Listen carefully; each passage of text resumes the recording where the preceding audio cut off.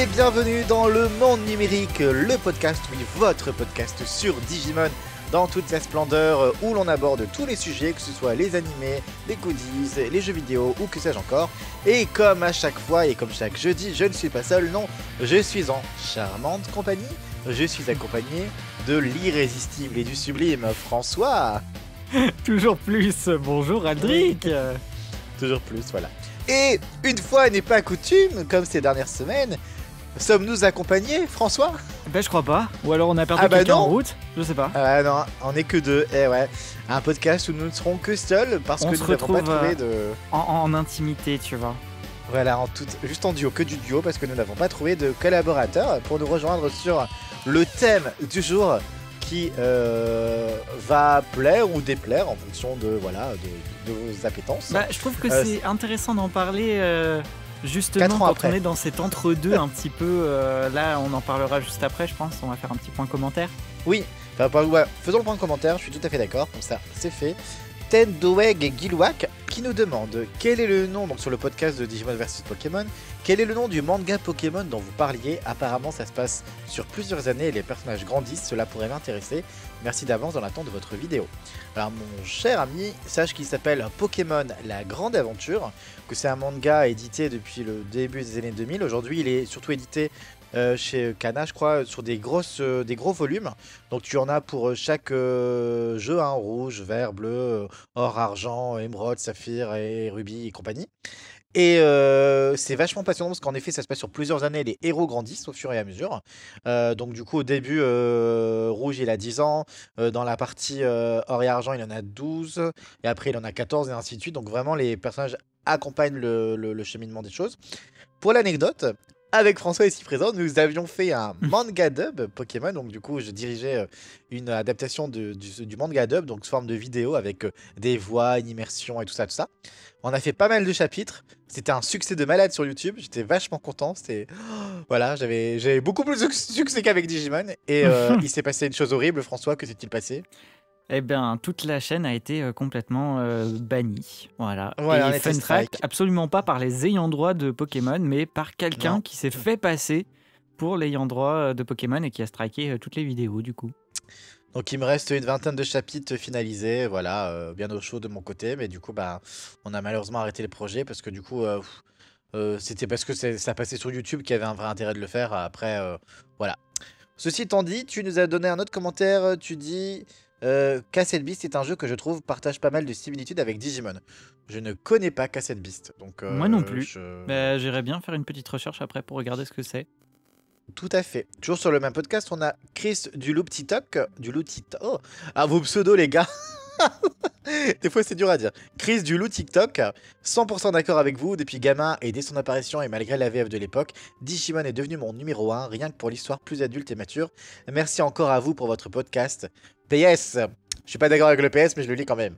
Aldric, fais attention, tu as tendance à couper la parole lorsque tes collègues parlent. Mais, François, qu'as-tu à répondre à ça? C'est que t'es aussi là pour dynamiser, nous faire avancer, donc voilà, c'est à double tranchant. Et on a Darine qui nous avait rejoint sur un podcast qui nous dit « Bonjour à tous, ici Team Pokémon et Digimon, pourquoi choisir ?»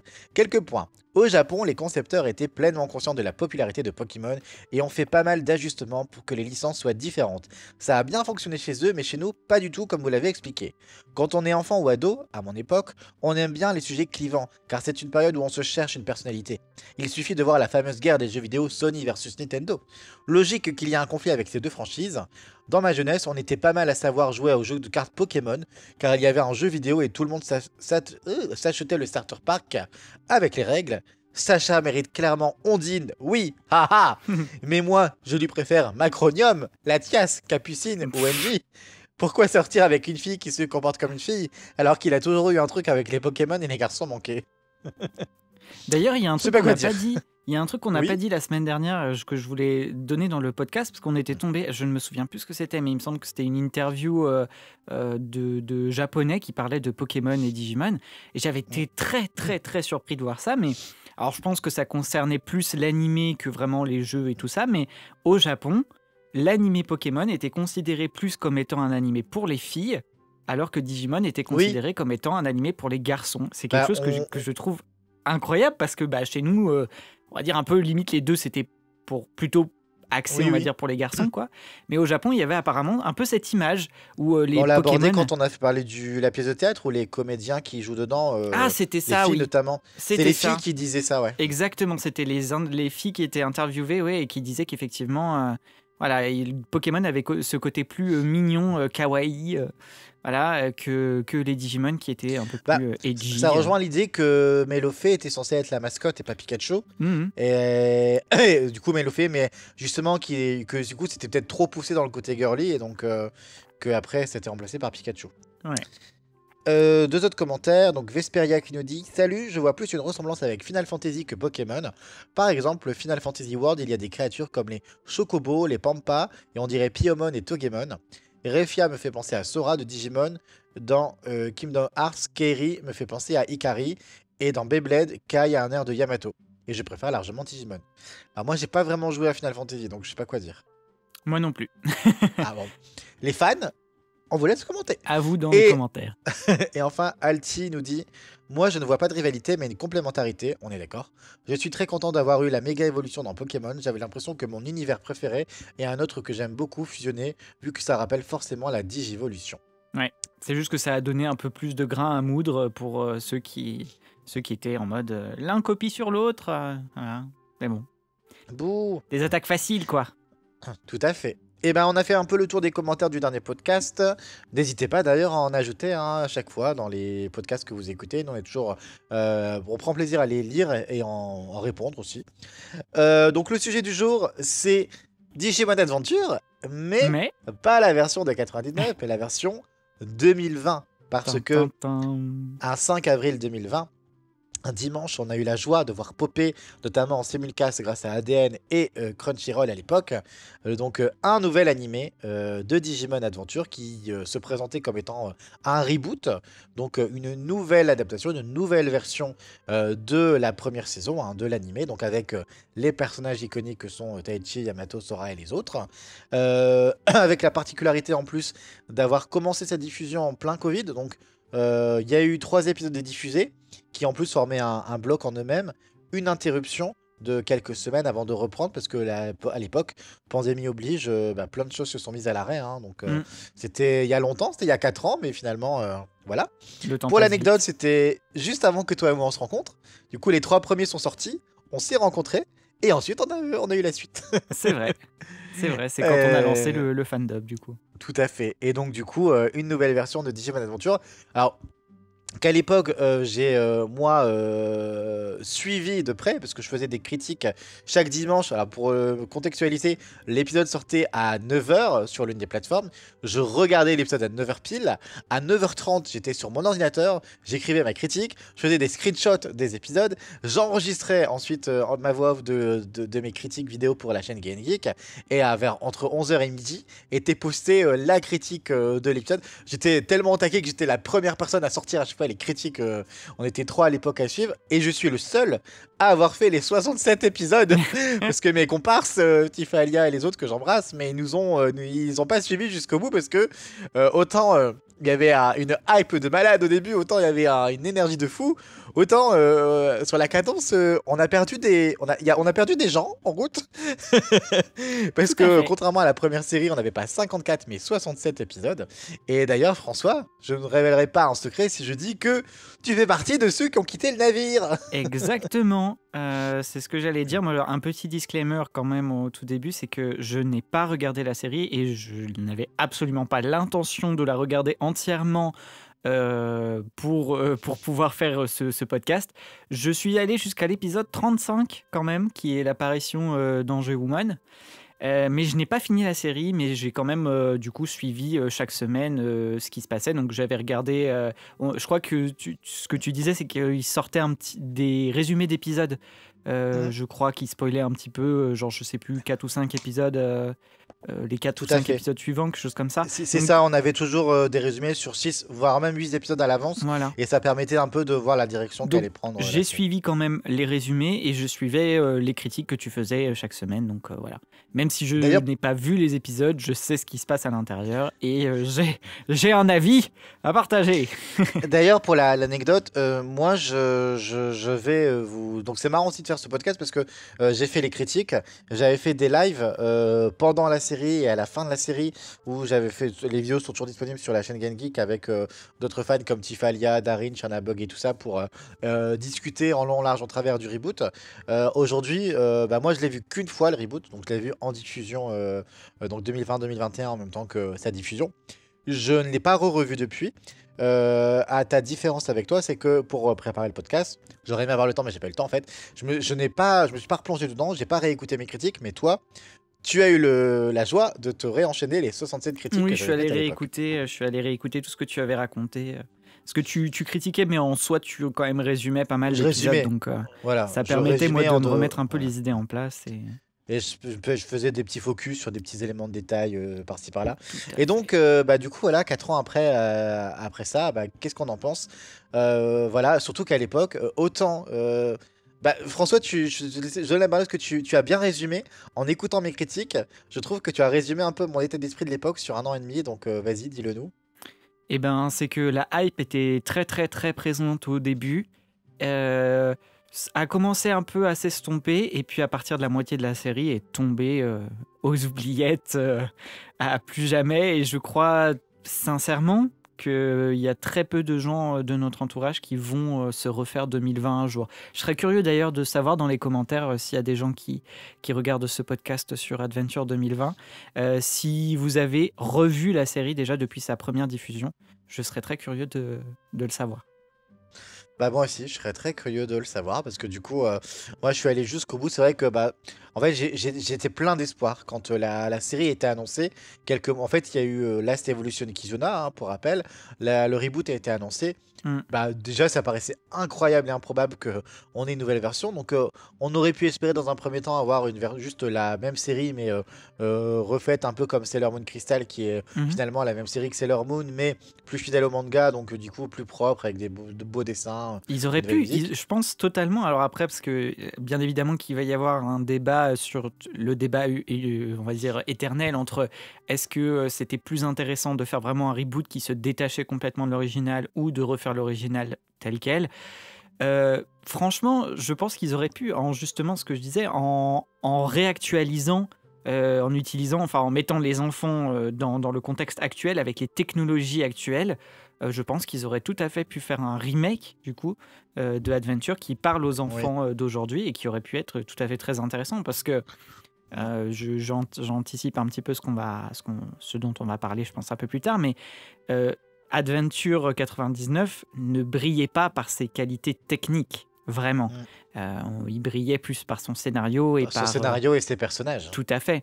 Que là, justement, il y avait, on va dire, on sent quand même au niveau de l'animation, des musiques et tout ça, qu'ils avaient quand même mis du budget, que c'était pas juste un truc comme ça en mode allez, tenez, on vous met ça, mais c'est juste par principe histoire de faire un reboot et de capitaliser là-dessus. On sentait qu'il y avait quand même quelque chose derrière, quoi. Donc je pense que ça aurait pu être très intéressant d'avoir une redite avec des changements, après significatifs ou non, mais je pense que ça aurait pu être tout à fait intéressant. Surtout qu'en plus, on en a parlé il n'y a pas longtemps, mais il y a les romans de Kakudo qui sont là. Et une version... en fait, c'est surtout qu'avec 67 épisodes, ils auraient très bien pu se dire, en effet, on va encore plus loin, on donne des points de vue non vus de certains personnages, des méchants, on approfondit peut-être ce qui s'est passé quand les enfants sont restés dans le monde numérique pendant que Taichi, lui, était sur le monde réel dans l'épisode 21. Il y avait tellement de choses à faire, mais bon. On peut parler pendant des heures de ce qu'on aurait pu avoir, mais on va parler de ce que l'on a eu. Donc, nous avons eu Digimon Adventure, aussi bien appelé par 90% des gens qui ont vu cette série le Taichi Show. Parce que c'est ça qui est intéressant, c'est si jamais par curiosité vous allez vous refaire les critiques d'Aldric, c'est que justement au début c'est genre bienvenue sur les critiques de Digimon Adventure et tout, puis passer un certain épisode c'est bienvenue dans le Taichi Show, et là tu sens vraiment que la hype est morte, quoi. Ah ouais. Bah, le problème, c'est que vous pouvez écouter les critiques en plus en x2, donc elles font en moyenne 6 minutes, donc ça peut se faire très vite. Mais en fait, c'est le vrai problème, c'est que dès le début, j'ai quand même réécouté mes premières critiques. Et en fait, dès le début, je dis à quel point le générique d'ouverture, l'opening, aussi belle soit la musique, m'embête parce que du coup, l'opening fait un focus sur Taichi du début à la fin. Oui. Et je me dis, ouais, ok, les premiers épisodes, ouais, ok. Et en fait, tu te dis, bon, bah, après, les autres personnages vont arriver. Mais en fait, la principale problématique de cette série, on va l'aborder maintenant, c'est que je sais pas si c'est parce que il fallait faire comme Naruto ou les trucs un peu plus modernes ou quoi, mais ils sont totalement passés à côté du côté groupe, du côté aventure, du côté bande, du côté cohésion, et pour nous mettre Taichi à toutes les sauces de début à la fin. Mais ça en devient, même eux, j'ai l'impression qu'il y a des épisodes, je me souviens, c'était tellement ridicule, c'est que le trait était tellement forcé que même quand, enfin, il apparaissait constamment, il était là, même quand il n'y avait pas besoin de lui, même quand il ne devait pas être là. Je me souviens d'une série d'épisodes où ils sont tous séparés les uns des autres pour faire évoluer peut-être leur version ultime, je sais plus si c'était à ce moment-là, mais et Taichi, pour je ne sais, alors qu'ils sont tous aux quatre coins du monde numérique, Taichi, lui, il arrive à être dans tous les épisodes. Tu sais pas comment, mais il est passé, voilà, il se balade et il est là, et des fois, à voler la vedette aux autres personnages. J'en parlerai un peu plus tard quand on parlera des personnages, mais il y a des personnages qui se faisaient complètement voler la vedette par Taichi. Je pensais, alors en plus, on avait un ending très centré sur Yamato au début, donc on aurait pu penser aussi que Yamato allait peut-être être très mis en avant en se disant, bah voilà, Kizuna venait de sortir. Surtout qu'il était là dans les 3 premiers épisodes qui ouvraient la série. C'est ça. Et très centré Kizuna sur Taichi Yamato, donc on se dit bah ouais, voilà, on va nous faire Taichi Yamato, Naruto et Sasuke, surtout que le Yamato de cette version est très Dark Sasuke, ça m'a fait beaucoup rire. Et en fait non, pas du tout, même Yamato passé un moment, il court, alors non mais il y a des épisodes complets où lui il court sur un Garurumon à ne plus finir, où Koshiro est sur Kabuterimon à avancer je ne sais où, et en fait en fait ça en devient presque ridicule. Et pour moi c'est le gros problème, et de toute façon vous allez voir n'importe quel commentaire sur n'importe quel pays, de n'importe quelle communauté, le problème qui est soulevé sur cette série que les gens n'ont pas compris, c'est se revendiquer comme étant un reboot de Digimon Adventure, de te foutre une affiche avec tous les personnages, voilà, et pour ne faire qu'un Taichi Show. Et ça, pour moi, c'était la plus grosse erreur qu'ils aient pu faire dans ce reboot. Effectivement. Et moi, je suis encore, enfin, je me demande encore pourquoi, parce que en plus, c'est ce que tu dis. Le Digimon Adventure était connu pour sa gamme de personnages, parce qu'il y a beaucoup de gens où justement les discussions étaient centrées sur « Ah, c'est qui toi le personnage que t'aimes bien ?» Oui. Et d'ailleurs, quand on discute avec tout le monde, souvent on se surprend à dire « Ah bah tiens, lui en fait il aime plus tel personnage. Ah mais pourquoi et tout machin, parce que moi c'est mon personnage, c'est celui-là et tout. » Là dans le reboot... les personnages n'ont aucune personnalité. À part. Alors si, je suis pas d'accord.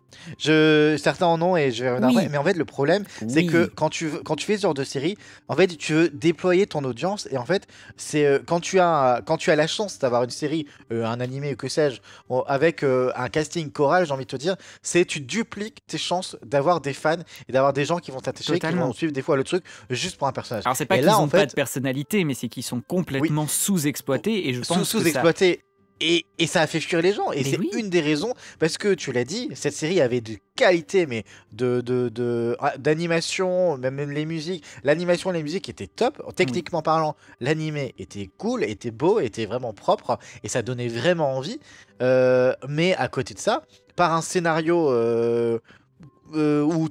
faible, parce que des fois ça prenait des directions, tu comprenais pas pourquoi, et par cette sous-exploitation des personnages et une surexploitation de Taichi, bah, ça a fait fuir les gens au fur et à mesure, hein, c'est ce qu'on disait au début de podcast, et c'est vraiment dommage. Surtout qu'en plus, évidemment, moi je sais qu'à l'époque, je le regardais avec mon ex, avec Joanne, et lui n'avait jamais vu Digimon, il découvrait l'animé, moi j'arrivais avec du coup mon passif de Digimon, et moi je me prenais plaisir au début à voir toutes les références, les 3 premiers épisodes qui sont un énorme clin d'œil à Bokura no Wargame, hein, sur le scénario, sur la construction, sur le reste, et à tous ces petits clins d'œil qu'on pouvait avoir. La plume qui apparaît au début, qui est auprès d'Ikari, qui laisse supposer que oui, il y aura Angewomon, les emblèmes qui apparaissent, dont on ne donne pas les noms. Jusqu'à la toute fin. jusqu'à la toute fin. Et ça ne sert à rien.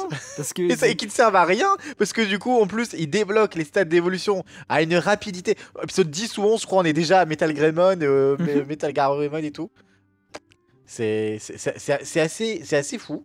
Et voilà, c'est ça qui est dommage. Moi, je trouve ça, mais c'est tellement raté de ce côté-là, et ça me frustre parce que on avait tellement envie de l'aimer à la folie, surtout que ça donnait un peu le retour de Digimon vraiment sur un vrai devant de la scène avec Kizuna juste avant, puis ça. C'était en simulcast en France avec ADN Crunchyroll. Dans la foulée, ils ont mis la VOSTFR de Digimon Adventure des autres saisons.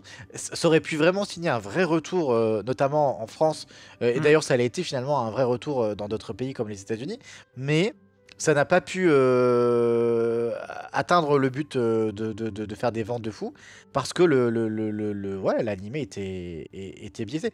Et c'est dommage parce qu'à côté de ça, ils ont sorti en parallèle pour accompagner la sortie de l'animé un TCG, un jeu de cartes Digimon qui lui par contre a cartonné et continue de cartonner. Et d'ailleurs, qu'on fait sa vie même que l'animé est terminé. Et je trouve ça vraiment dommage, même frustrant. Voilà, c'est. Mais totalement.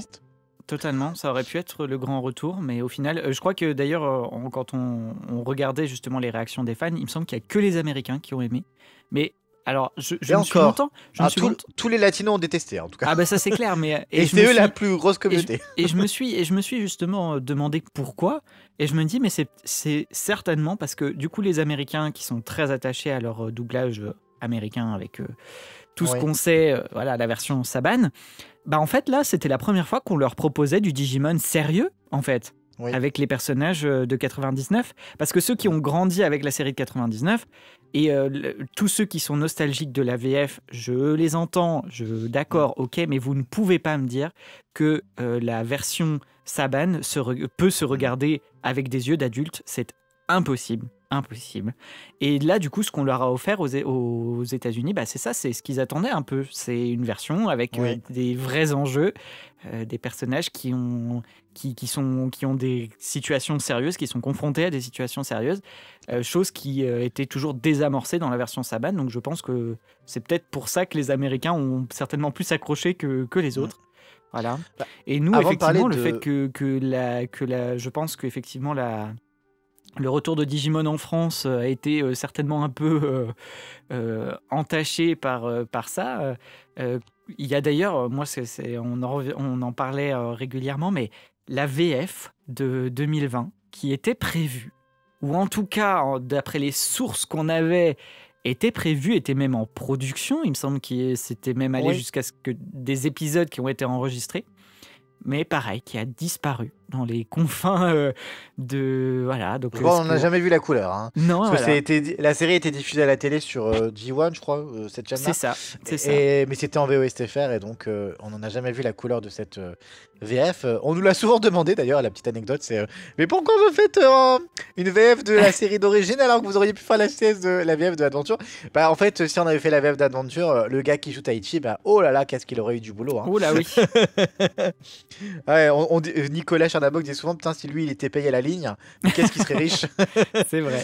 Et justement, on va parler un peu des personnages, parce qu'avant de parler de l'histoire, des méchants et voilà de ce que racontait le truc, on va parler des personnages. Donc, on a parlé de Taichi, clairement, je vais pas y revenir parce que voilà, vraiment pour moi, cette série, si elle était faite pour nous faire détester Taichi, ben, c'était pari réussi.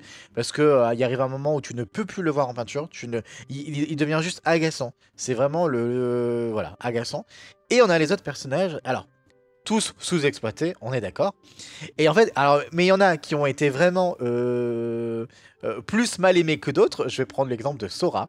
Alors, je sais pas, on le dit souvent dans ce qu'on raconte. Il y arrive un moment où les serveurs se sont dit, mais Sora, on l'aime pas, ou j'en sais rien. Et on va lui faire perdre Piyomon et la mettre vraiment très en retrait dans Kizuna. Comme ça, on la voit quasiment pas. Et puis, on la met vraiment, on lui fout une intrigue de merde d'Antri. Et puis bah voilà. Et enfin voilà, il y a vraiment Sora, c'est leur tête de turc. Mais là dans cette version, déjà il y avait moi dès le début ce qui me choquait, c'est elle a un côté beaucoup plus girly que la Sora d'origine. C'est tout déjà, à fait vrai. Juste dans le rose, design, le fait qu'elle soit habillée en rose, c'est... Mais c'est tellement pas elle, c'est tellement bizarre. Et ils ont vraiment voulu la féminiser alors que bah pourquoi en fait c'est tellement un retour en arrière par rapport à il y a 20 ans, c'est vraiment très bizarre. Et au-delà de ça, et puis il y avait tout début, c'est son premier épisode de l'appareil, le 4. Il y avait tellement des trucs, genre elle construit un radeau. Elle tombe dans le machin et hop, j'ai construit un radeau. Enfin, oui, ça c'était le truc le plus incroyable. Franchement, le fait qu'elle ait tout dans son sac pour construire le radeau, quand tu vois que dans la série de 99, ça leur avait pris l'aide de tous les Digimon de l'île qu'ils avaient rencontrés pour construire ce radeau, c'était extraordinaire. Quand j'ai vu cet épisode, je m'en souviens encore. Hein. Et au-delà de ça, Sora ne sert strictement à rien. Elle est souvent, tout le temps reléguée au second plan. Je me souviens, même quand ce sont des épisodes centrés, entre guillemets, sur elle, t'as Taichi qui trouve le moyen d'aller prendre la vedette et le devant. Enfin, vraiment, tout du long de la série, à aucun moment, elle ne brillera par ce qu'elle fait ou par ce qu'elle est. Elle est vraiment sous-exploitée, sous-utilisée. Toi qui as réécouté toutes les critiques, je sais pas ce que tu peux dire sur Sora, mais... non, mais pour moi, c'est exactement ça. Après, j'ai un commentaire plus général, mais qui sera valable pour tous les enfants, mais je peux quand même le préciser sur Sora. C'est que de toute façon, dans ce reboot, on nous a présenté des enfants qui avaient déjà atteint leur stade ultime dès le début. C'est-à-dire que Sora, qui de base, du coup, dans la série de 99, on nous proposait vraiment plus un chemin où justement elle était garçon manqué, elle rejetait tout ce qui était justement... sa mère représente... on va dire le côté très structuré du Japon, ce que c'est que d'être une femme au Japon et tout ça. Sora était vraiment présenté comme quelqu'un qui rejetait tout ça et qui avait du mal avec ça et qui pourtant présentait ce côté maternel avec tout le monde. Donc c'était un peu ce paradoxe. Et au final, c'est tout le parcours de Sora, c'est d'accepter en fait au final que quand bien même elle aime faire du foot ou tout ça, ça n'empêche pas qu'elle a ce côté féminin, maternel en elle, et elle finit par l'accepter. Là, dès le début, on nous présente vraiment une Sora qui est très bien avec elle-même, qui n'a absolument aucun problème personnel, et qui veut protéger tout le monde dès le départ. Même l'épisode où Piomon évolue tout de suite en Bird Ramon, alors qu'elles viennent de se rencontrer au tout début. Oui. Voilà, je veux dire, il y a zéro conflit. Donc effectivement, Sora, qui déjà n'est définie que par son côté... je protège les autres et je suis la maman du groupe, là, elle avait un peu rien à faire. Parce que, elle avait rien à faire. Surtout qu'en plus, les plus petites, Takeru et Ikari, arrivent très tardivement dans l'histoire. Je sais plus au bout de combien d'épisodes Takeru finit par arriver dans le monde numérique. Mais ils n'ont clairement pas besoin d'elle en plus. Mais oui, ils n'ont pas besoin d'elle, ils arrivent très tardivement, ils ont très peu de relations avec elle. En plus, ils sont vraiment là pour être le frère et la sœur de Taichi et de Yamato. Tous les épisodes... épisodes où il y a de l'avancée sur Sora, c'est une histoire où il y a des Digimon qui sont en danger et Sora va pour les protéger. C'est un épisode comme ça où il y a Bird Ramon, un autre épisode comme ça où ils sont dans le désert, où il y a Yamato aussi et tout ça, et c'est elle qui veut protéger tout le monde. Et pareil, pour l'évolution en Ho-Ho-Mon, c'est exactement ça. Elle est sur une espèce de volcan, je crois, ou quelque chose comme ça. Et c'est pour protéger les Digimon qui sont là et tout, et c'est tout. Le reste du temps, elle ne sert absolument à rien pour les autres enfants, et les interactions qu'elle a avec les autres sont réduites à un minimum syndical. Et à l'inverse de Koshiro, où là, on a été surutilisé le fait que Koshiro n'est là que et uniquement que pour être l'ordinateur de la série. Enfin, pour être le lien, la personne qui va expliquer ce qui se passe. Mais il ne sert qu'à ça. C'est vraiment... on a utilisé... C'est le génie de l'informatique. Bon, déjà, je me rappelle, mon ex est développeur web et tout ça. Qu'est-ce que ça le faisait marrer de voir les surcompétences d'un gamin de 9 ans qui faisait tout et n'importe quoi. Ah, mais oui. C'était même tellement what the fuck. Mais lui, clairement, il n'est là vraiment que pour être l'ordinateur de la série. Hein. C'est juste ça. C'est ça. Ils avaient besoin justement des fois de dire regardez, en fait, il y a des enjeux parce qu'il se passe des trucs dans le monde réel. Et donc lui, il était là pour dire oh là là, regardez, il se passe ça dans le monde réel. Et le monde réel Attends, mais moi, c'est une des choses les plus dingues. Oui. C'est que le monde réel... Dans la vraie série d'origine, il y a tout un pan où ils sont dans le monde réel qui est génialissime. Avec Vendémon, il se passe des choses. Là, à un moment, les personnages, enfin pas tous, certains d'entre eux refinissent dans le monde réel. Donc justement, ceux qu'on ne sait pas quoi faire. Hein, donc Sora, Koshiro, Joe et Mimi, on ne sait pas comment les utiliser. Ils retombent dans le monde réel pendant un certain nombre d'épisodes pour ne passer littéralement uniquement que leur temps sur un toit à être derrière l'ordinateur de Koshiro à voir ce qui se passe dans le monde numérique. Mais c'était lunaire. Hein. Ah oui. Ah oui, c'était comment les mettre de côté, parce que là, il y avait le combat face à Devimon, donc ils en avaient pas besoin. Donc on les fout de côté. Et donc les liens familiaux avec leurs parents, leurs frères, leur famille et tout sont tellement sous-exploités. On voit un peu Yuko au début, donc tu te dis ah tiens, on sait qu'elle fait des cours de je sais plus quoi. Tu te dis ah tiens, pour le coup on nous présente le grand-père de Mimi, donc qui est un PDG de l'informatique. Parce que dès le début on voit que l'ordinateur de Koichiro c'est un Tachikawa Computer, donc voilà. En fait tu te dis, mais tout du long tu te dis oh là là, mais moi vraiment l'histoire du grand-père de Mimi, je me souviens. Tout du long je me suis dit bah on va nous faire une révélation de ouf et tout, parce que il y a des fois il y a des zooms sur sa tête et tout quand Mimi revient dans le monde numérique. Tu dis oui c'est des choses, oui en plus tout est Tachikawa Computer et compagnie, donc il est forcément lié à quelque chose. Rien du tout. Ça tombe à plat. Mais c'est exactement ça, et c'est des trucs, enfin vraiment. Alors, je pense qu'on fera toute une section. Moi, j'aimerais bien qu'on fasse une section à qui s'adressait ce reboot. Oui, mais c'est vraiment où là, tu te dis, on nous présentait des trucs parce que, comme tu le dis, en plus, le grand-père de Mimi, c'était vraiment un ajout. Il n'existait pas. Qui était unique à cette version. Et ça n'a servi à rien. Ce personnage n'a servi à rien. Il est présent dans un épisode pour faire coucou et c'est tout. Mais je reste persuadé dans tous les cas que les scénaristes et la prod avaient un amour réel pour Mimi et peut-être accessoirement Joe, parce que il y a une chose, tout n'est pas jeté, et c'est vraiment en toute objectivité, parce que oui, tout le monde sait que j'adore Mimi et Joe, et pour le coup, mais là pour une fois, toi qui n'es pas objectif sur Mimi et Joe, là je suis d'accord avec toi. Ah non, mais les épisodes de Mimi étaient dans les meilleurs, vraiment tout le monde le disait. Le premier qui centrait sur elle avec Andromon, où Lilimon apparaît, est d'une beauté absolue, il est sublime, et le personnage de Mimi. Je me souviens même du combat, c'était du combat Togemon Dreamogemon là. Oui. Le tout premier épisode où il y a Mimi qui apparaît, c'était la première fois qu'on nous présentait une Mimi comme ça. Moi aussi, j'étais vraiment à fond. Les épisodes de Mimi, c'était vraiment ceux que je prenais plaisir à regarder. Le reste, c'était un supplice. Autant elle, c'était fantastique, quoi. Mais en fait, elle avait, pour moi, c'était du groupe le personnage sur lequel, avec Joe, on pouvait le plus s'identifier, qui était les plus crédibles, les plus réels. Ils apportaient en plus tous les deux énormément d'humour, énormément de fraîcheur, que ce soit seul ou à deux. Il y avait toujours, vraiment, ils étaient cool. Et Mimi, vraiment, tout du long de la série. En plus, il y avait vraiment avec cette histoire de son grand-père, on pouvait penser qu'en effet, il y allait avoir un lien un peu plus poussé. Mimi, du coup, pourquoi je pense qu'en plus, ils aimaient vraiment beaucoup Mimi.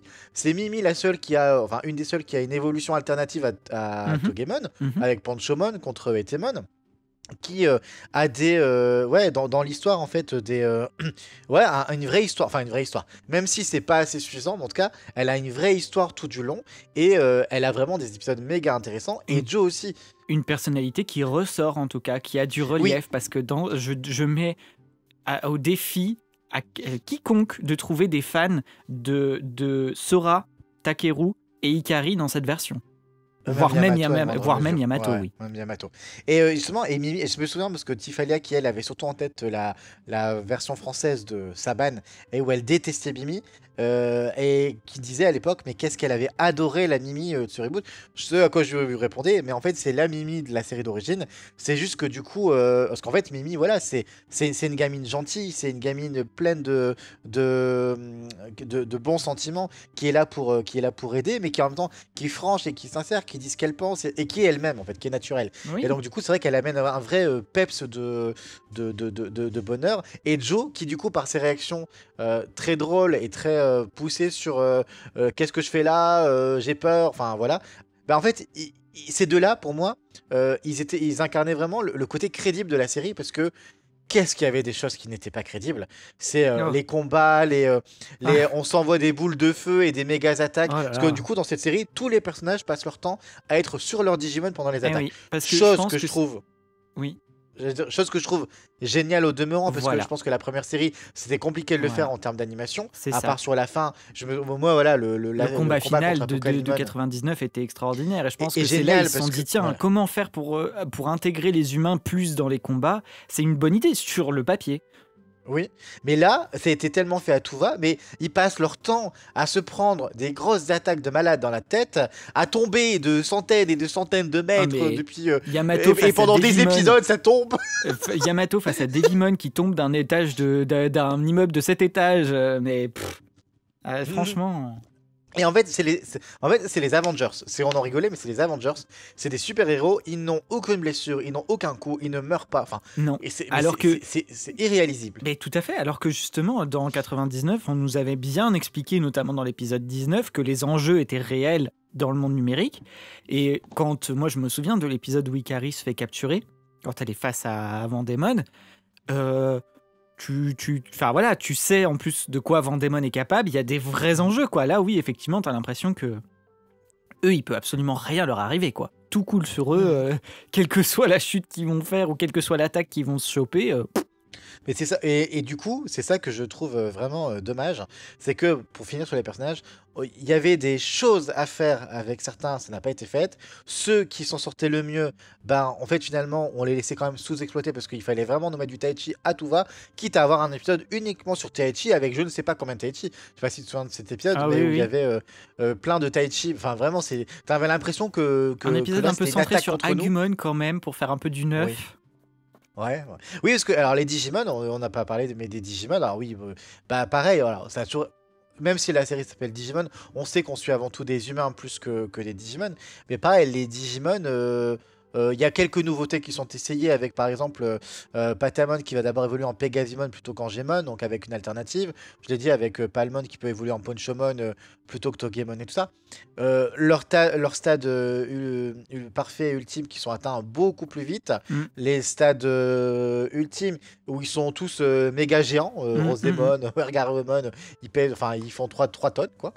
Mais il y a des nouveautés qui sont essayées. Graphiquement, c'est beau. Mais pareil, ça transcende pas de ouf. Non. Et à côté de ça, bah, t'as tous les autres Digimon, les amis, les méchants qu'ils vont rencontrer. Une des particularités, moi, que j'ai en tête, tu vas me confirmer, toi qui as revu les critiques, il me semble qu'ils sont quasiment tous muets. Enfin, Oui. ils parlent pas beaucoup. C'était le gros point de ce reboot, c'est que tous les Digimon qui croisent, à part certains, genre Léomon ou quoi, qui sont des figures un peu, voilà. Enfin, alors c'est ça en plus ce truc, qui sont des figures marquantes, mais de 99. Là, la plupart des Digimon, effectivement, étaient muets. Ceux qu'ils rencontraient étaient muets. Même, je crois qu'il y a, vers la fin, un épisode entier qui était centré sur un Shakumon, genre qui est même dans le titre de l'épisode, mais il ne s'exprime pas dans la série. Voilà, C'est ça. un épisode avec un Tumon un peu touchant, mais qui, pareil, ne s'exprime que par des petits bruits de souris. Enfin, vraiment, quoi, il n'y a pas de... Il y avait beaucoup de Digimon qui ne parlaient pas. Et même dans les Digimon, les méchants, donc la première partie, on retrouve Devimon, Ogremon, ce genre de choses. Mais même ça, Devimon, au début, tu vois, il paraît classe, il paraît vraiment, il fait peur, entre guillemets, j'ai envie de dire, dans ses premières apparitions. Enfin, tu vois, il y a une certaine aura quand même autour des méchants, quoi.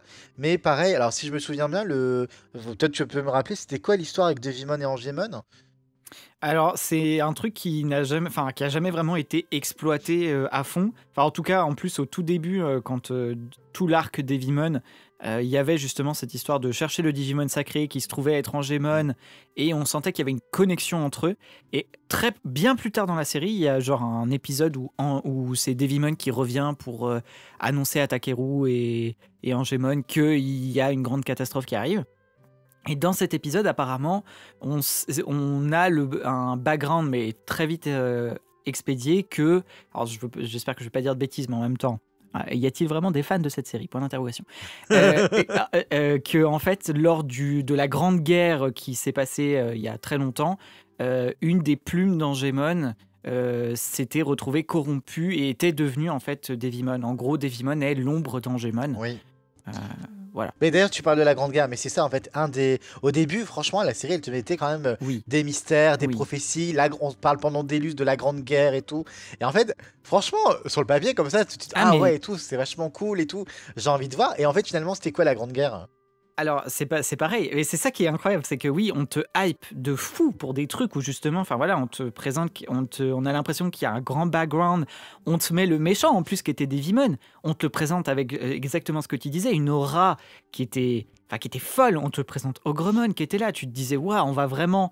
Enfin, moi je pensais qu'on allait me raconter un peu, pas forcément exactement les mêmes choses, mais qu'on allait arriver sur un peu les mêmes méchants, les mêmes les mêmes enjeux, avec peut-être des choses qui diffèrent justement, le fait que maintenant on soit quand même beaucoup plus connecté qu'à l'époque. Mais pas du tout. Et la guerre, par exemple, cette ancienne guerre-là, est complètement sous-exploitée. Je crois que à partir du moment où, après l'arc Devimon, on ne mentionne plus du tout cette guerre jusqu'à bien plus tard, où c'est genre vite fait expliqué dans un épisode. Mais je sais même plus, très honnêtement, je sais même plus ce qu'on nous raconte. Parce que du coup, au niveau des histoires, justement, franchement, j'ai pas réécouté toutes mes critiques, Mhm. mais je voulais 4 ans après, je ne me souviens même plus des fois de ce que raconte l'histoire, parce qu'une fois ils ont battu Devimon, après il y a l'histoire avec, ils doivent retrouver Telmon qui est absorbé par un méchant Digimon. Voilà, Si je me qui est souviens dans bien, Skull qui Knightmon, parce qu'il Skull se retrouve Knightmon, dans un voilà. faux Tokyo attaqué par Orochimon. Oui, Voilà, après là c'est toute le... Non, ça c'est même... Ah, ça c'est avant... C'est avant Devimon, je crois. parce que Devimon il évolue, hein. Oui.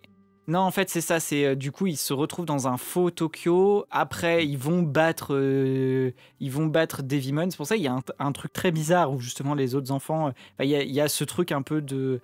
où ils vont vers le Digimon sacré, puis après une partie des enfants sont renvoyés dans le monde réel pendant que finalement Taichi, Yamato et Takeru se retrouvent à affronter seuls Devimon. Après ils redescendent, ils chutent pendant un super épisode. Ah ouais, parce qu'ils étaient avec... sur une tortue. C'est ça, avec Eldoradimon. Eldoradimon, Ils chutent pendant tout un épisode pour se retrouver après en bas. Là, ils doivent affronter Millenniumon. Mais alors, Millenniumon, ouais. ça va jusqu'à l'épisode 50, donc c'est vachement long, quoi. Après l'épisode 50, il y a l'histoire avec les emblèmes. Oui, c'est ça, la quête des emblèmes, elle arrive là, mais je sais même plus à quoi elle servait la quête des emblèmes. Absolument à rien. Absolument à rien, parce que justement, en fait, c'est là où, du coup, tous les Digimon évoluent au niveau ultime.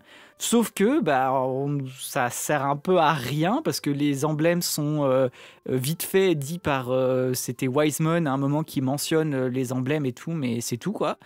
Et après, on s'ensuit le combat face au grand méchant qui est Negamon, qui veut provoquer la grande catastrophe, et c'est comme ça que ça se termine, quoi. Et la grande guerre, Voilà. en fait, dans tout ça, n'apporte rien, en fait. C'est juste... Bon, c'est juste que la Grande Guerre, il y a eu les Digimon, les 8 Digimon ont été là pendant la Grande Guerre, et du coup, leurs esprits ont été donnés aux enfants élus, et pour... on sait même pas pourquoi, en fait. je pense que c'est pour, justement, mettre fin à la grande catastrophe que Negamon veut provoquer, quoi. Mais en tout cas, c'est absolument pas développé dans... Enfin, on n'est pas du tout au même niveau que ce qu'on avait, par exemple, dans l'épisode 45, où là, il y a vraiment toute une exposition où Homéostasis explique aux enfants le pourquoi du comment et qu'est-ce qui s'est passé. Oui. Là, c'est vraiment... je crois que je te dis, hein, il y a un épisode vite fait où c'est Lopmon à un moment qui retrouve ses souvenirs et qui dit qu'il a fait partie de la Grande Guerre, mais après, ça ne sert strictement à rien. Et voilà, quoi. Enfin, le lore de cette série est...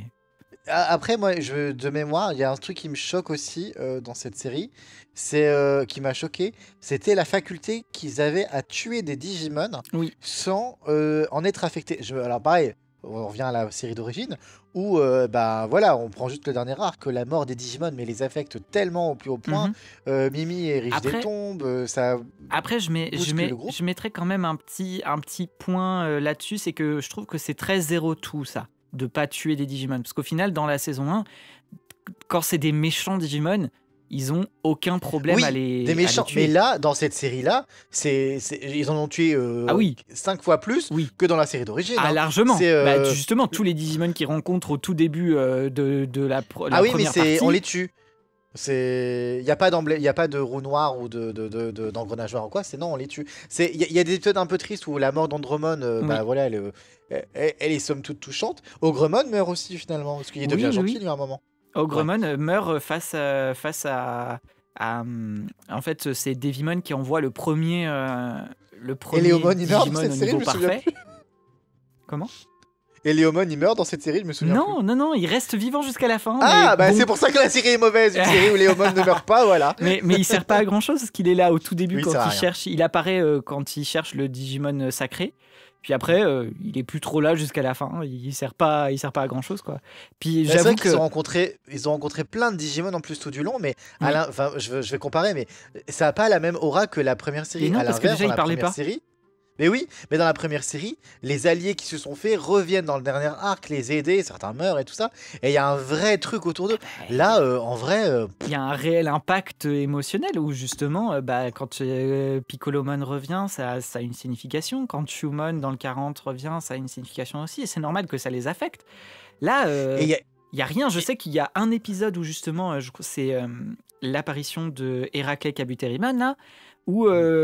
Et je sais plus quel Digimon s'en prend à Waemon que Koshiro avait rencontré au tout début, mais sauf que tu l'avais très bien dit dans ta critique, leur connexion à eux se fait hors épisode.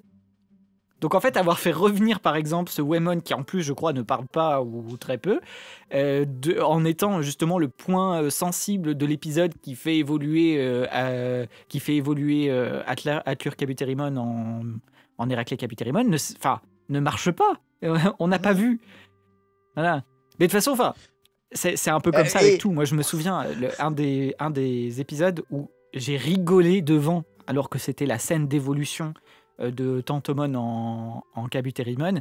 C'était justement, il y a une super scène où je crois c'est Tantomon qui tend sa main, Koshiro lui tend sa main aussi, et puis là, ils te mettent des images de flashback.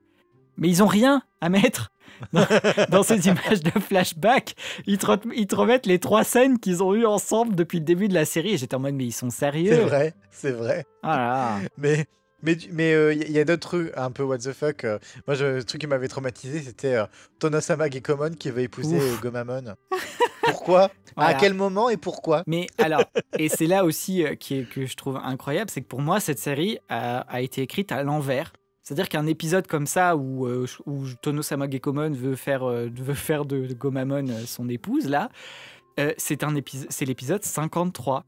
C'est un des épisodes qui apparaît dans le dernier arc, où justement ils sont tous... Mais oui, mais le dernier arc, je me souviens, il y avait tellement d'épisodes what the fuck fillers qui servaient à rien. Mais oui, c'était des épisodes où on passait du temps avec les enfants. Il y en a quand même 2-3 qui débloquaient. Alors, je crois qu'il y a une évolution alternative pour Garurumon. Voilà, oui, il y a des évolutions au niveau ultime pour les autres et tout. Mais sinon, le reste... Hashtag l'épisode où Takeru essaye d'aider Eldoradimon à remonter sur le cloud, là. Ah non, mais et ce qui est dingue, c'est qu'on a quand même eu 67 épisodes. Mais c'est ça. Là-bas, il y en avait 66. À la fin, on nous a dit qu'il y en aurait 67. Je sais plus à quel moment ça s'est décidé, mais il y en a eu un de plus.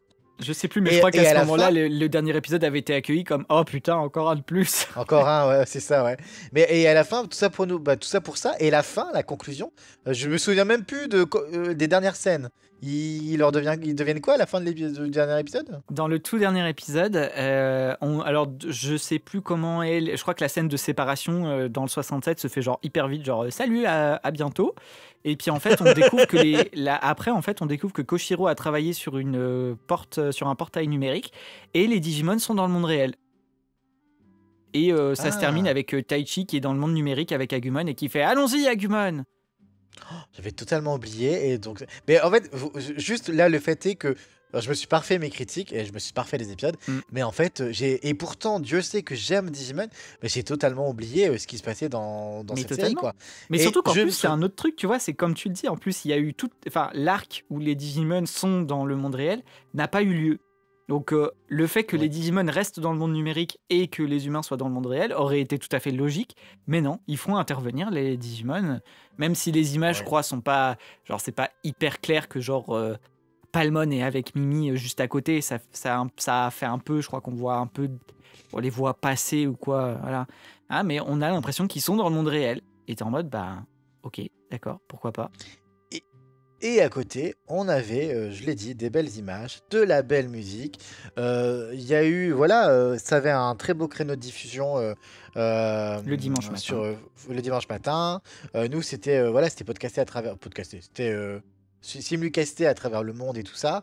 Il y a eu les cartes qui les ont accompagnés. Vraiment, il y a eu tout était vraiment, cette série aurait pu être un truc tellement génialissime si elle avait eu un bon scénario et un bon traitement de personnages. Et justement, quand on a vu là cet été, quand est sorti le trailer c'est de la première série avec des belles images. Oui. Enfin, avec des belles images. Bah, justement, en fait, ce que beaucoup se sont dit, ah là là, peut-être que la fameuse série qui va sortir le 5 janvier, donc il y a une nouveauté qui sort le 5 janvier, justement le dimanche matin sur Fuji TV, donc une nouvelle série Digimon. Donc certains se disent, ah pourquoi pas, donc pas un reboot, mais non, on dit comment, un remake? Un remake du coup vraiment de la saison un remake. 1, quoi. Et en fait, je me dis, mais est-ce que c'est parce qu'ils se sont rendus compte que de faire un reboot aussi cheaté, c'était nul?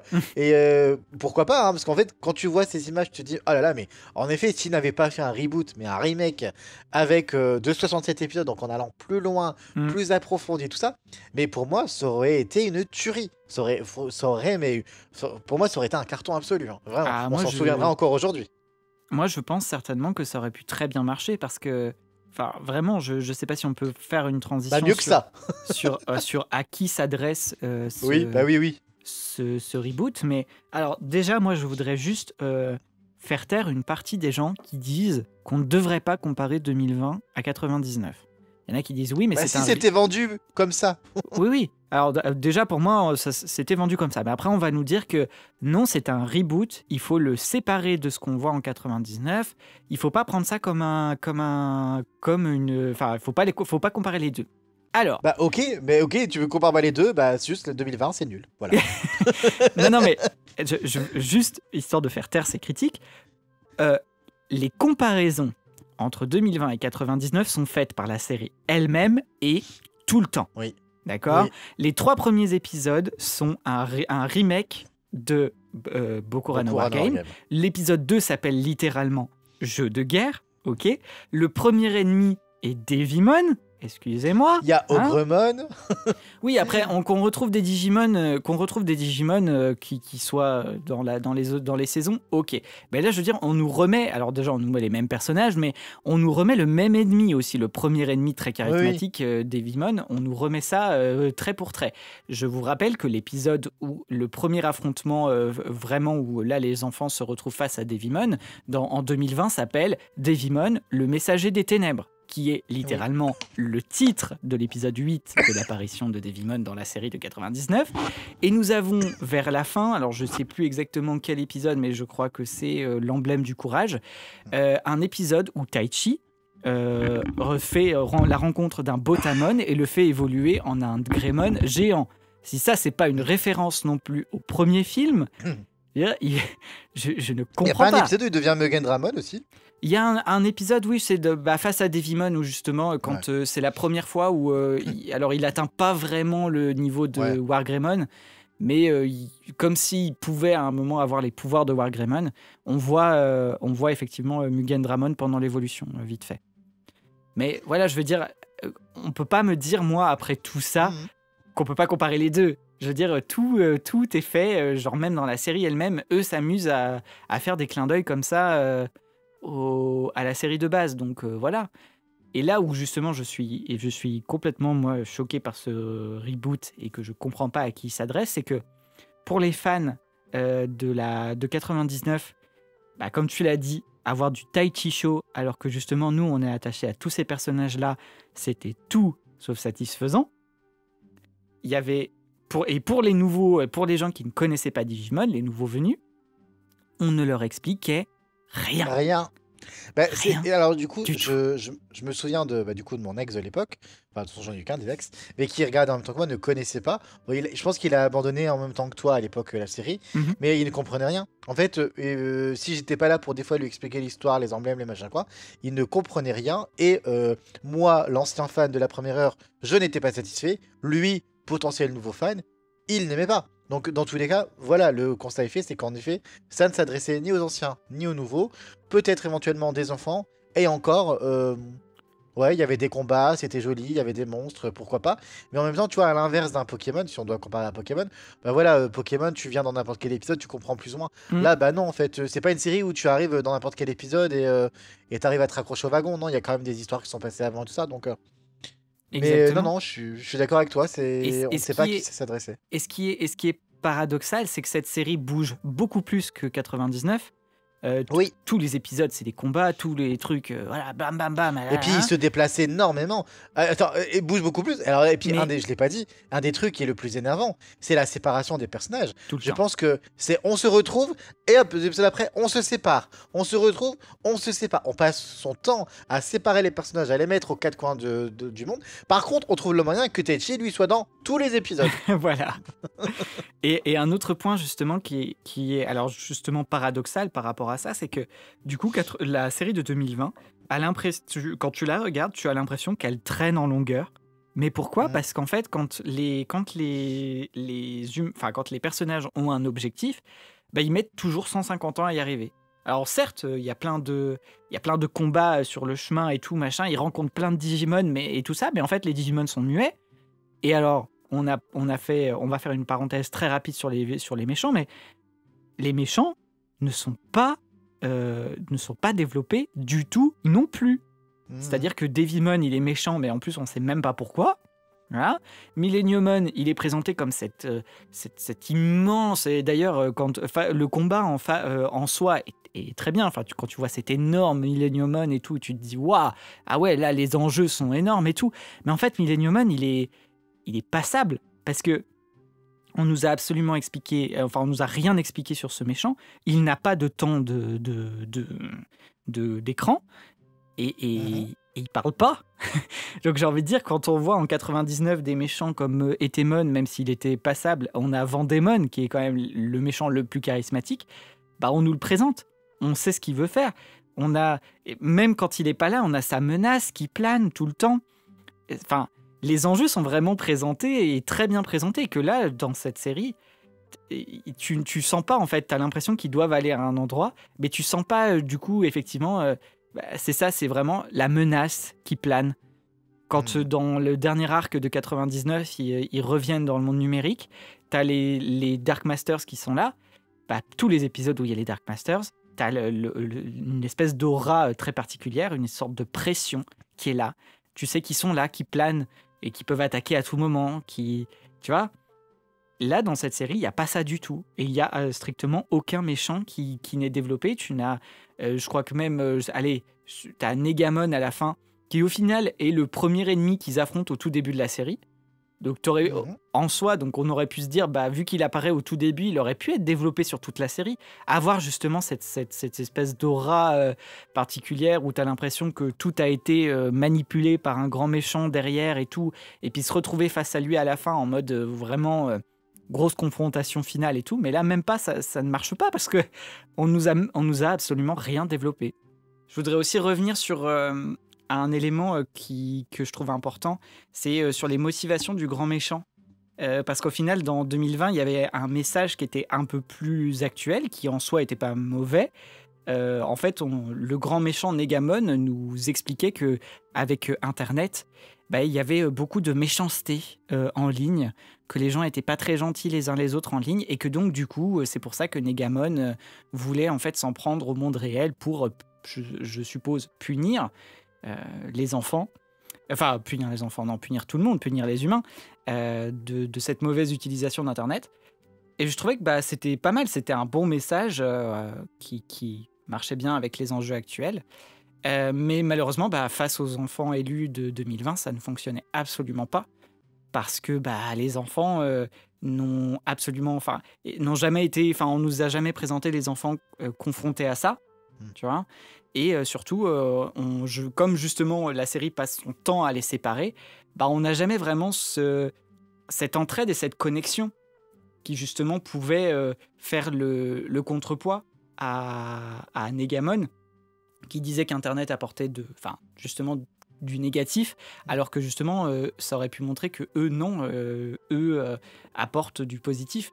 Il y aurait pu y avoir un truc avec justement au tout début le fait qu'ils se connaissent peut-être via Internet, tu vois, ou des trucs comme ça, mais ça a été complètement inexploité. Quand on voit justement en parallèle en 99, où justement le grand méchant Apocalypse, lui, est contre l'évolution, et qu'est-ce qu'on nous a montré pendant toute la série, pendant 54 épisodes ? Les enfants qui évoluent. Parfois parce qu'ils le veulent, je pense à Yamato qui disait « je peux pas continuer comme ça, il faut que j'évolue », Mais parfois aussi, ils sont obligés de le faire. Je pense à Ikari, quand Wizardmon se sacrifie, et même Takeru aussi, quand Angemon se sacrifie, ils sont forcés de grandir finalement plus vite et d'évoluer. Et ça va justement à l'encontre de... Enfin, ça va contre justement directement les motivations du grand méchant qui est Apocalypse. Donc je trouvais que c'était vachement bien ficelé. Et là, pour une série de 67 épisodes où on nous présente, où le grand méchant de la fin est finalement celui qu'on a vu au début, donc où il y aurait pu y avoir un vrai travail sur les motivations et puis la bataille finale, je trouve que c'était aussi une belle occasion ratée.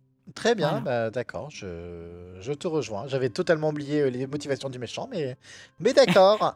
Encore un point, tu vois, quand je te dis qu'il n'y a rien de marquant en fait. On n'est pas très tendre avec cette série. Hein. Non, mais en même temps, c'est vrai. Et c'est ça qui est incroyable. Mais en même temps, dans les commentaires, dites-nous si vous êtes fan de cette série, si vous l'avez aimée d'amour et que du coup, vous en avez un bon souvenir. Mais dites-le. Et je veux juste, parce que du coup, je suis retombé la semaine dernière. Il y a Océan qui, du coup, qui gère le Discord de Digimon, un des Discord Digimon, a fini de regarder le reboot et a mis son commentaire. Et en fait, quand je suis tombé dessus, ça m'a. Du coup, voilà, ça m'a fait un peu sourire. Ouais. Je vais vous le lire parce que, comme quoi, il y a aussi des bons avis. Alors, du coup, il dit Poum, j'ai enfin fini, je trouve carrément correct et intriguant au final. Le process était intéressant, même si le côté focus sur Taichi m'a agacé comme beaucoup. Au final, c'est plutôt Taichi, Ikari et Takeru, puis Yamato, et les autres en ultra secondaire. C'est vraiment parce que pour moi, Ikari et Takeru, pas vraiment. Ouais. Yamato, sauf peut-être Koshiro. Enfin, il y a une histoire que j'aime beaucoup et le lien entre doux et propre, faut pas mentir, ça j'ai pas compris. Donc du coup, tu as DJZ qui répondait le focus sur moins de protagonistes, c'est plus moderne comme approche. Avec autant de temps d'écran pour 6-7 protagonistes, c'est très compliqué quand tu as un nombre d'épisodes limité que tu dois faire un certain boss pour prier une suite. C'est à quoi moi j'ai répondu que attends, 67 épisodes. 67 épisodes contre 54 pour l'original. À l'époque, on avait suggéré 8 personnages, pourquoi pas. Et que là, oui, c'était vraiment un choix d'être Taichi centrique pour coller aux animaux modernes comme Naruto. Et donc Océan qui dit j'ai juste eu un peu de mal avec l'activation des emblèmes. C'était, je trouve, bien plus cohérent dans l'original. Là, pour certains, je cherche un peu d'où ça sort, quoi. Donc, mais il a aimé quand même. Oui. Globalement, il a aimé, il a trouvé ça bien. Mais bon, pas transcendant non plus. Mais alors, je sais pas si c'est parce que nous, toi et moi, on est trop attachés à l'original, je ne sais pas. Il se trouve qu'en plus, on travaillait sur l'original en parallèle quand on découvrait les épisodes. Mais moi, je pense vraiment pas que ce soit une histoire aussi de... Enfin, ce soit pas vraiment une histoire d'être trop attaché à l'original. C'est que vraiment, là, ce qu'on nous a présenté... En termes, après, ça dépend ce que les gens viennent chercher. Effectivement, si tu veux vraiment avoir un truc centré sur le combat et avoir des belles images et tout ça, et que tu n'es pas vraiment attaché aux personnages qu'on connaît déjà, parce que même si tu peux faire ton possible pour y aller en mode « Allez, j'oublie tout ce que je sais sur 99 et je me lance là-dedans 9 », c'est pas possible. Tu connais quand même ces personnages, tu as grandi avec, tu les connais. Je veux dire, voilà, je pense vraiment que très sincèrement, même pour des gens comme ça, il n'y a pas grand-chose à en retirer. Et moi, ce que je trouve assez révélateur au final, c'est un peu ta réaction à toi, c'est ce que tu disais, c'est tu te souviens de rien, tu te souviens même pas comment ça s'est terminé. Et si je t'avais demandé de citer les grands méchants, je suis intimement convaincu que justement tu n'aurais pas pu les citer, tout simplement parce que tout est survolé en fait. Mais c'est marrant parce que je relis les commentaires. Je suis allé sur ma dernière critique de l'épisode 67 pour voir les gens ce qu'ils avaient mis comme commentaires à l'époque.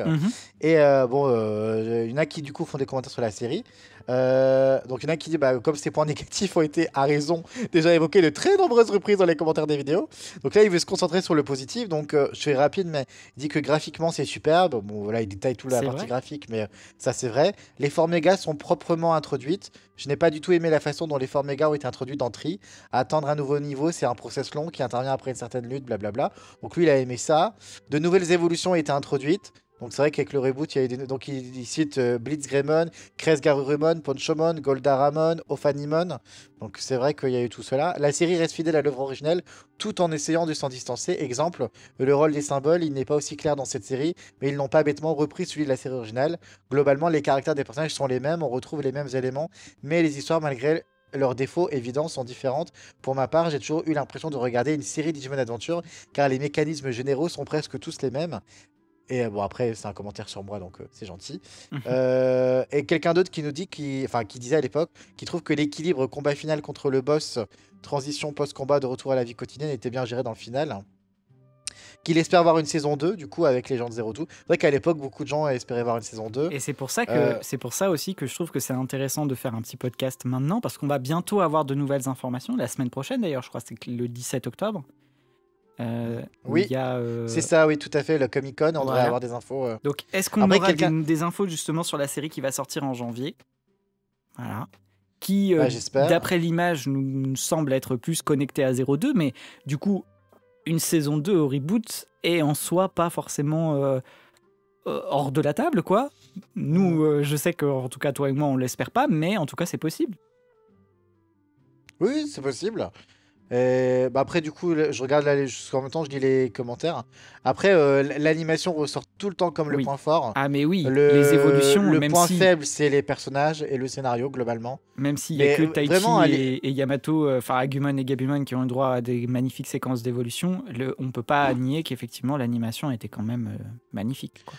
Ah bah, il y a quelqu'un qui dit note finale 5 sur 10. La série n'est pas horrible et est clairement plus que regardable, mais c'est surtout une déception d'un potentiel réel mais non réalisé et du fait qu'aucune leçon ne semble avoir été retenue des défauts de la série d'origine. Trop légère en world building pour se suffire à elle-même, mais pas assez fidèle pour plaire aux initiés. Je pense que cette série sera vite oubliée faute d'avoir su trouver son public.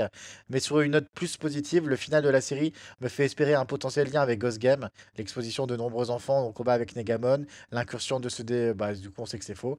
Ça pourrait être bon, du coup après je passe. Mais du coup non, mais globalement le doublage aussi est quand même salué. Pour le doublage VO, hein, j'entends. Ouais. Ah, mais très bien, hein, les voix étaient très bien aussi, il n'y avait pas de problème là-dessus, hein, c'était vraiment plus un problème scénaristique. Mais en tout cas, si vous voulez avoir des avis des gens, allez sur la chaîne GameGeek et lisez les commentaires des critiques, notamment du dernier épisode et autres. Vous verrez un peu, et puis même tout du long, pour le coup, c'est vrai que les gens commentaient énormément à l'époque les critiques, parce que je pense qu'à un moment, j'étais le seul endroit où les gens pouvaient se retrouver pour débattre et commenter la série et donner leurs avis. Et c'est vrai que, voilà, les gens, il y a quand même des gens qui sont restés fidèles pendant 67 épisodes, qui ont essayé.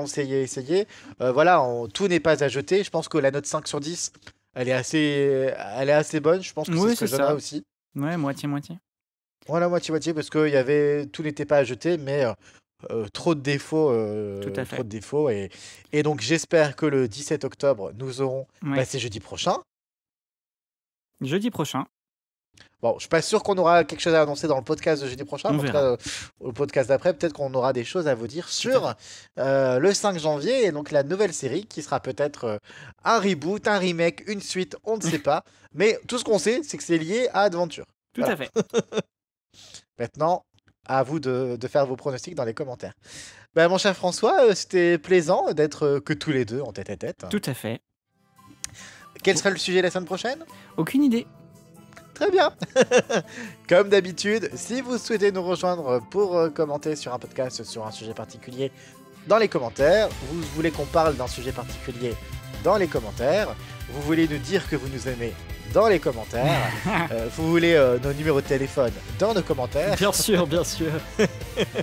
Voilà, et sur ce, mon petit François, on a essayé de tenir le timing d'une heure pour une fois, on va se laisser. Hein. Eh oui, il est temps de quitter l'antenne. Abonnez-vous. Voilà. Écoutez-nous partout. Écoutez-nous, tout à fait.